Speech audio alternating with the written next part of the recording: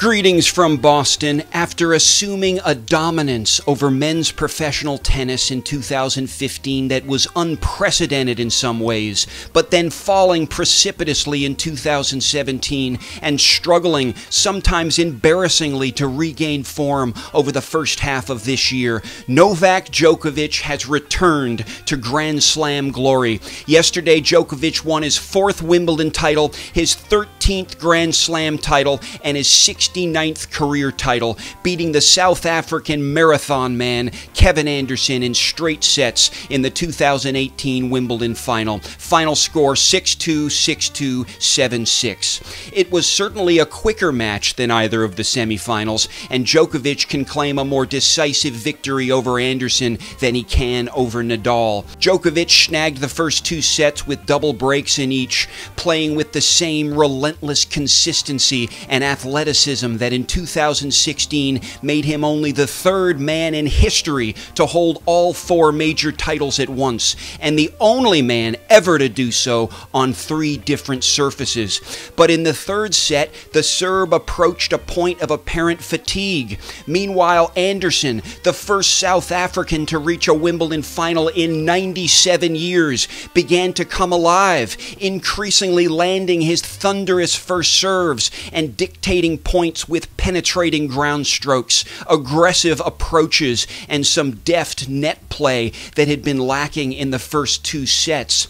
But impressively, Novak kept his shoulder to the wheel, persevered, valiantly fighting off 4 break points, 3 of them set points, to push the 3rd set to a tiebreaker, at which point Djokovic reached into the pocket of his Izod shorts and produced some clutch tennis at its finest, stealing 2 consecutive mini breaks early in the breaker with devastating passing shots that left Anderson, who was just beginning to find his rhythm, stupefied and even disheartened. Before anyone could make sense of just what had happened, Djokovic, with a flurry of aces and high-impact returns, went up 6-2 in the breaker. 3 match points. Anderson saved 1, but the former world number 1, now the world number 10, easily converted the 2nd on serve to take the breaker 7-3. All in all, this was for the most part a one-sided affair in the first 2 sets that did, however, produce a bit of drama at the end when Anderson picked up his game, and it seemed for a moment that the South African might just pull another rabbit out of his hat. Yet Djokovic, the Serbinator, arguably the greatest counterpuncher in the history of the sport, refused to let the South African have his way on center court yesterday, where by contrast, a few days prior, the great Federer, the king of grass, stood helpless to stop the 6'8" Anderson's march on the court 1 turf. In this episode, I want to give you 3 keys to understanding the Djokovic versus Anderson final, including some comments on what Djokovic's return to form might mean for the future of the sport. So subscribe to the channel for the essential commentary. Give this video a thumbs up. This is Tennis Talk Daily.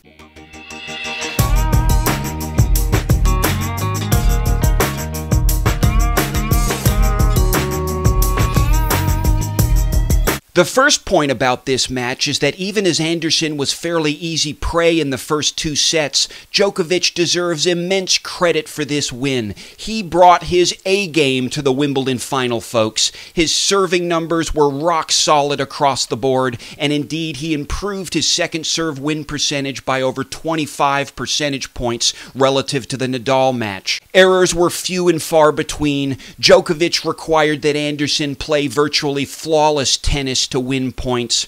His net play dazzled, and as with most of the matches in which he competes, Novak retrieved many shots that he had no business touching and won many points he had no business winning. He won 100 points to Anderson's 74 and 19 games to Anderson's 10. When Anderson started to turn it on in the 3rd set, Djokovic had to recalibrate. If Anderson had won the 3rd set, which looked quite possible for a few games, he could could have easily taken the match, folks, because Djokovic had started to hit a wall midway through the third set, serving 2 double faults in the 10th game. This could have been particularly problematic for Djokovic, given that, judging from his previous matches, the longer the match went, the better Anderson would get. But as noted, Djokovic managed to hold the line and delivered top-notch tennis at the critical junctures, fighting off multiple break and set points in the third set, attacking Anderson's serves early in the breaker, and landing the aces, strong firsts, and passing shots just when he needed them most. But the primary key to understanding Djokovic's triumph at Wimbledon is probably his return game. Novak created far more break points than any other player in the tournament, an astounding 100 break points. No one was even in touching distance of him here. Indeed, since 1992, no man has ever secured more break points at SW19 except Leighton Hewitt, who created 110 in 2002. Twice in the tournament, Djokovic orchestrated a staggering 19 break points in a single match. Once in his first-round match against world number 57 Tennis Sandgren, and if that seemed like a fluke, again in the semifinal against world number 1 Rafael Nadal. Yet for all the pressure he placed on his opponent's service games, Novak's conversion rate was disappointing heading into the final with Anderson. It was an unimpressive 38%, only 21% against Rafa. In the final, however, Djokovic converted all 4 of his breakpoint opportunities. One was gifted to him in the form of an Anderson double fault, but the other 3 resulted from Anderson errors in the context of unerring baseline play from Djokovic. This year, Novak won a greater percentage of baseline points than in all of his previous title years at Wimbledon, and as those of you who watched Djokovic during the tournament know, when he did come to the net, he rarely disappointed.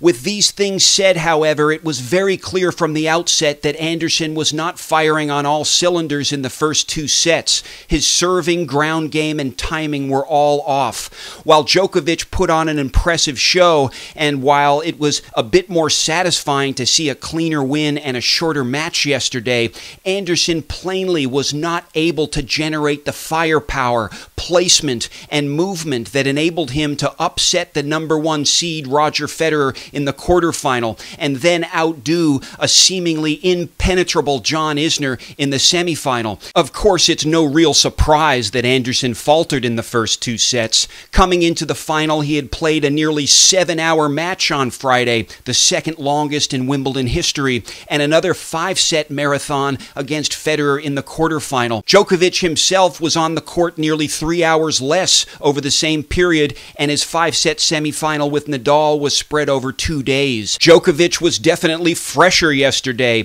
Anderson was on his last legs. The South African was operating at about 75 to 80% maximum in the first 2 sets. Had he been at 90%, this would have likely gone to 5 sets, and Djokovic might not have been the one holding the trophy at the end of it all. The final takeaway from this match is that, if any doubt remained, Novak Djokovic is back, folks. The Serb soared to the heights of men's tennis a few years back, and then fell hard and fast. With disappointing runs at the Australian Open, Indian Wells, and Miami, it was unclear for a time whether Djokovic would ever regain his former brilliance. Yet slowly but surely, first during the clay season, including a quarterfinal appearance at Roland Garros, then with his run to the final at Queen's Club, and now with his glorious victory at Wimbledon, coming through Kyle Edmund, Karen Khachanov, Kei Nishikori, world number 1 Rafael Nadal, and then the seemingly unstoppable and indefatigable Kevin Anderson in the process. One might argue that Djokovic is once again poised to reassume the dominance over the men's tour that he held a few years back. Yet the game changed when Novak was away. Federer and Nadal have again risen to dominance, and Djokovic's former dominance depended to some degree on Rafa and Roger's fallibility. Djokovic's win at Wimbledon yesterday may therefore signal not another era of Djokovic dominance, but another golden age for the big 3. possibly the big four if Murray comes back to life. Certainly Roger Federer is here to stay for a good while, folks.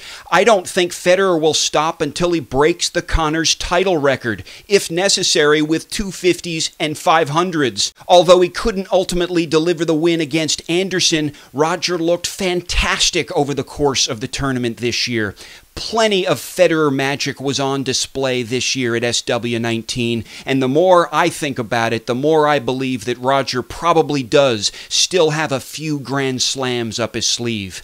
But whether he does or not, he's sticking around, which means we get to watch him. Rafael Nadal, meanwhile, while he did fall narrowly to the eventual champion, ended his 6-year Wimbledon slump and demonstrated to the tennis world that he can adapt his play to the grass with great effect. And I don't think there's a question in anyone's mind that Nadal will be winning more slams. The only question is whether he can diversify the surfaces in his Grand Slam portfolio. And based on this year's semifinal run, I think he can. Add into the mix top drawer contenders such as Del Potro, Cilic, Isner, Zverev, Thiem, and Tsitsipas, all angling for position, and we have the makings of some exciting and historic tennis close on the horizon, played better than it ever has been before, and perhaps better than it ever will be again.